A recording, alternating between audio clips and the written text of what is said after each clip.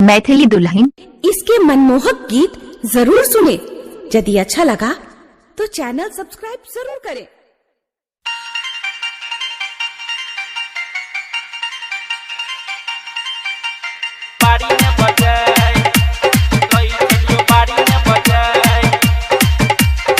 DJ सत्यम मदना बाजार। जहिया लग लग शादी तोहर तहिया छौरी न कहर चमोज।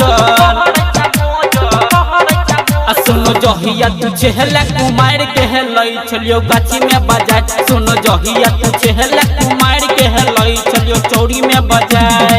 जहिया लग लग शादी तोहर तहिया छौरी न कहर चमोज। सुनो जहिया तू चहला कुमार के लई चलियो गाछी में बजाए। सुनो जहिया तू चहला कुमार के लई चलियो बाड़ी में बजाए। बाड़ी में बजाए, बाड़ी में बजाए।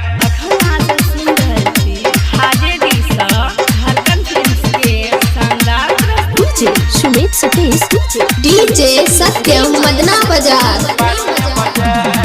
कहियो काल मिलै छेला आइब तू घर में।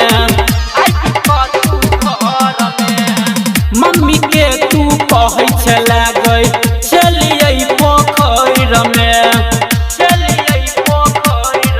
साथे रहै चलो तोहर भजाही के लई चलियो गाछी में बाजार। साथे रहै चलो तोहर भजाही के लई चलियो चौरी में बजाए। चौरी में बजाए। डीजे सत्यम मदना बाजार।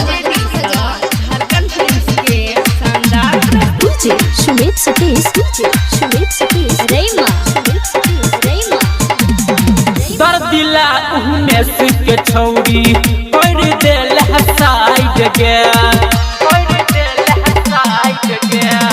भौजी गाम कछौरा संगे फंस गेल आब गे।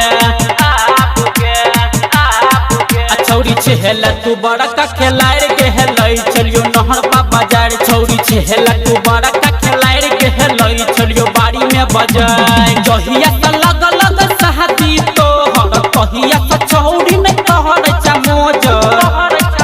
सुनो जहिया तू चहला कुमार के लई चलियो गाछी में बजाए। सुनो जहिया तू चहला कुमार के लई चलियो बाड़ी में बजाए।